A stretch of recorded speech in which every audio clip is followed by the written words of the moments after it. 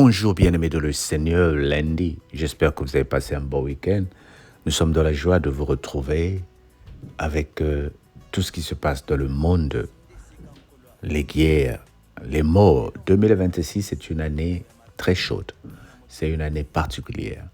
Elle commence depuis janvier par les morts. Beaucoup de décès pratiquement dans tous les coins, dans les familles. On attend un décès après notre. Mais ce qui est plus horrible, ce sont les guerres des nations qui s'élèvent contre nations, les divisions dans des familles, les enfants d'un même père, d'une même mère qui ne s'entendent pas, qui n'arrivent pas à se comprendre. Chacun veut dominer, chacun veut diriger.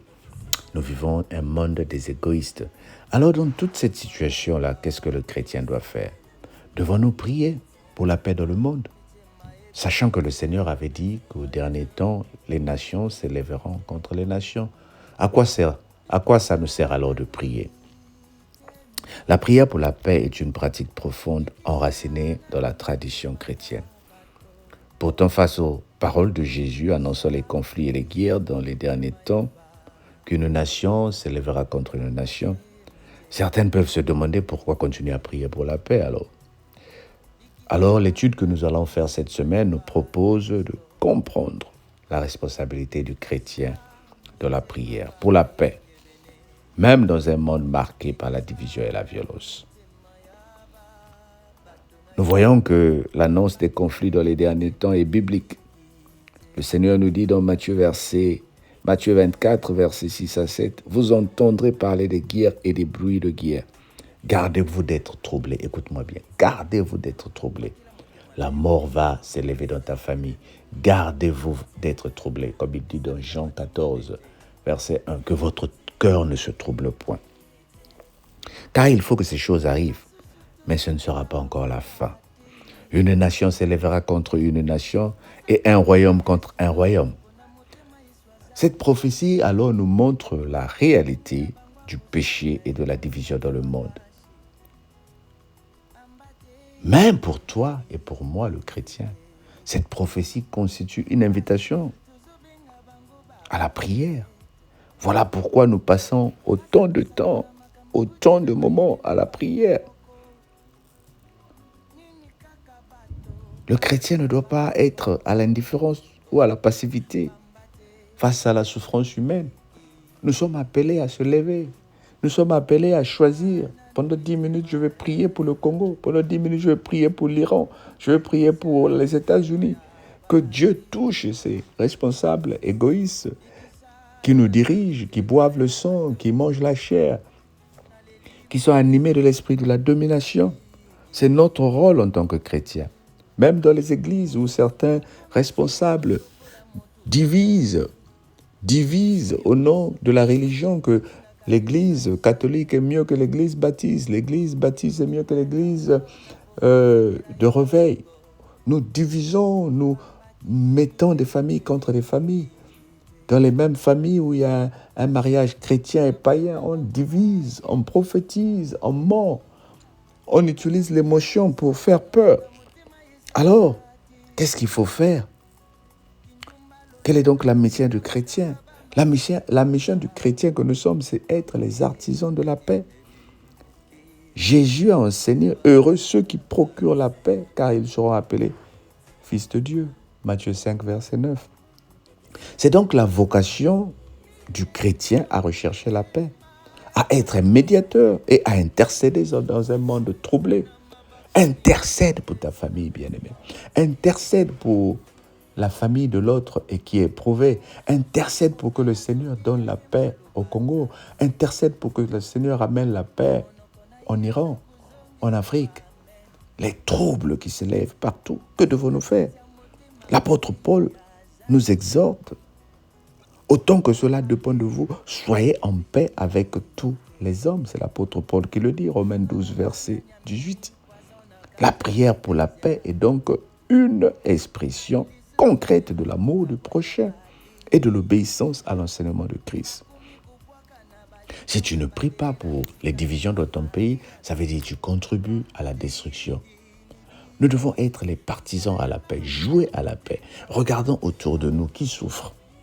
Prions pour cette personne qui est en manque. Prions et aidons la personne. Lèvons-nous pour rebâtir. Lèvons-nous pour reconstruire.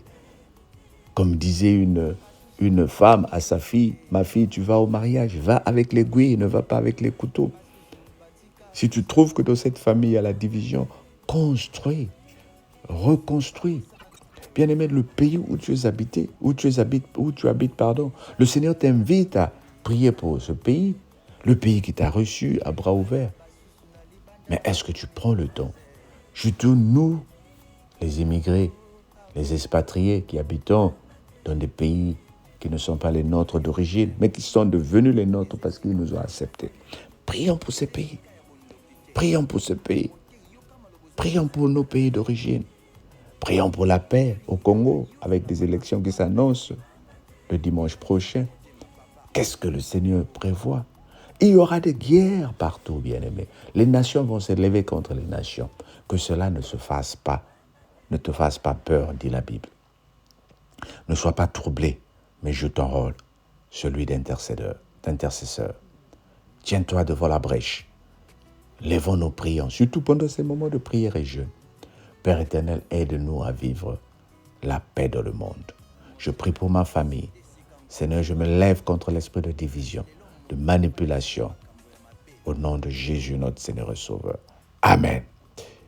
Que le Seigneur te bénisse. On se dit ce soir pour la prière. N'oublie pas que nous sommes en train de profiter des moments de prière tous les jours.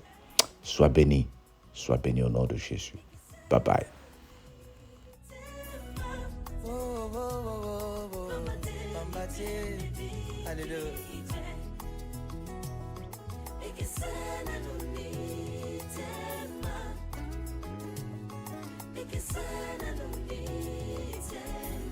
Mitema ya bato mitema ebikite Alléluia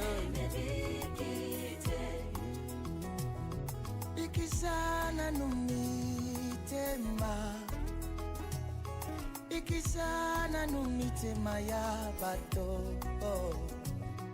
Ikisa mitema ya bato Pambate miteme bikite Ikisana numitema ya ba Kristo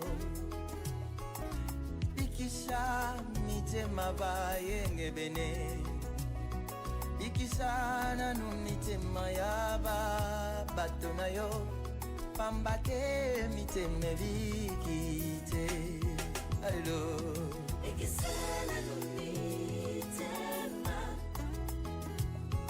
Ikisana numitema Batela motema na yo esale makambo ya Yesu Esale la bato mabete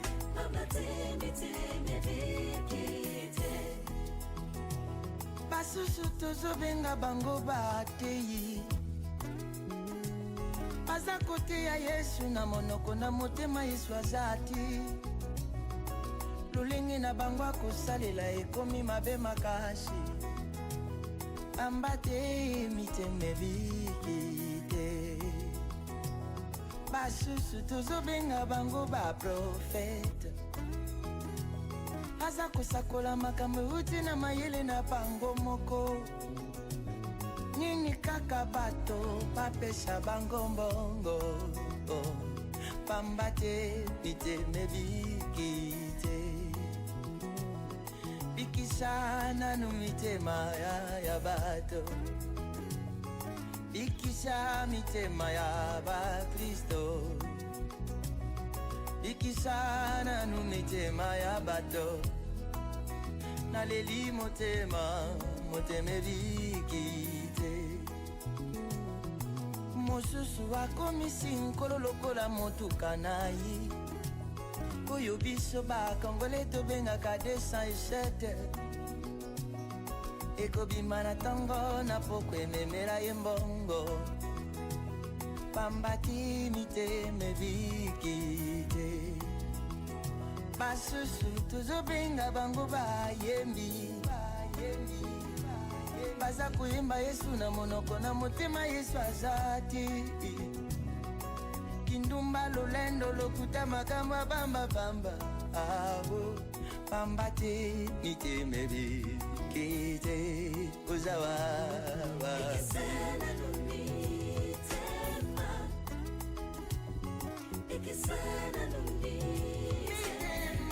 mitema ya bato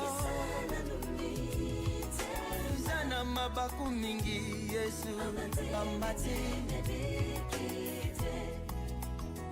mosusu mote azote ya ye maloba Nzambe na monoko na ye aza kozongisa bamen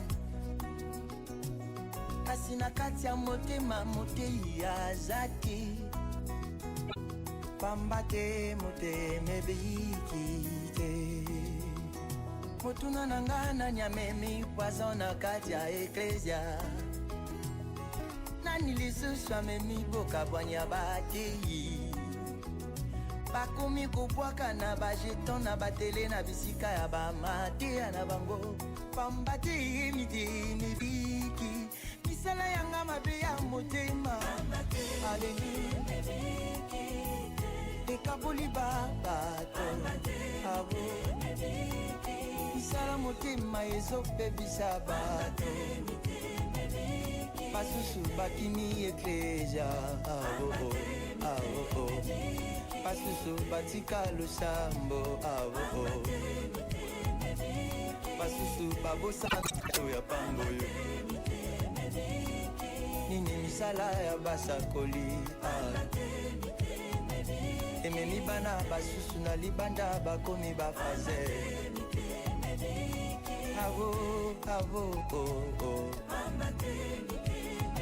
motema na yo batela yango mpo na nkolo eza esika nkolo akofanda eza esika ya bondoki te mote yoka maloba ozobimisela bana na yo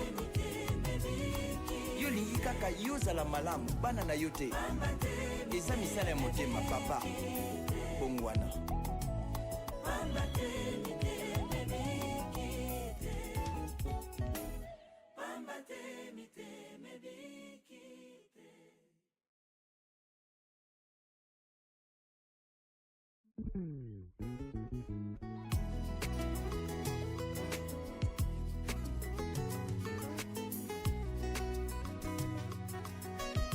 motema ya moto sinde esika nkolo afandaka kasi lelo moto afandisi makambo ya mabe na motema na ye